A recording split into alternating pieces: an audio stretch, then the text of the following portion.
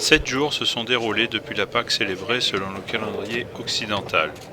L'attente fait de nouveau fixer du regard les yeux de tous vers ce sépulcre fermé, même scellé avec de la cire.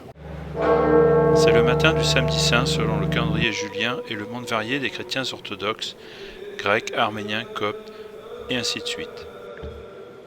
Il attend un prodige qui, selon une ancienne tradition, se manifeste précisément sur la pierre du sépulcre, une flamme, signe de la résurrection du Christ. C'est le patriarche orthodoxe de Jérusalem, sa béatitude Théophile III, qui entre dans l'édicule, d'où il ressort avec le feu sacré. Face à lui, dans une église sombre, peu à peu illuminée par la lumière de Pâques, ce n'est pas la foule qui chaque année envahit littéralement la basilique, vide de fidèles à cause des restrictions anti-coronavirus. Cette fois, les fidèles du quartier chrétien de la vieille ville doivent attendre dans leur maison le feu qui passe de main en main et de rue en rue.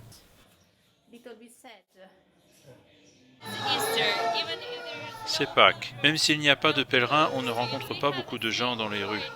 Nous avons la même joie dans le cœur, et spécialement aujourd'hui et demain. Nous ne pensons pas aux problèmes du monde. Nous sommes très tristes de cette situation. Nous espérons que l'année prochaine tout revienne à la normale.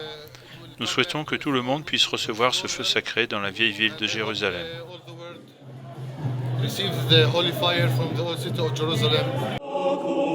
La flamme est portée jusqu'à la cathédrale Saint-Jacques dans le quartier arménien voisin. L'objectif reste celui de faire également arriver le feu dans le monde entier à travers quelques avions spéciaux prêts à décoller pour la Russie et l'Europe de l'Est. Une des premières villes à l'accueillir est Bethléem.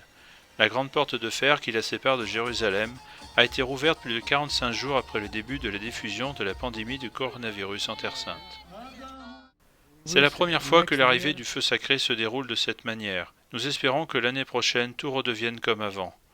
De nombreuses personnes de Bethléem sont ici avec nous, dans l'attente de la Sainte Lumière. Bien que ce soit difficile pour tout le monde, ce jour reste un jour spécial.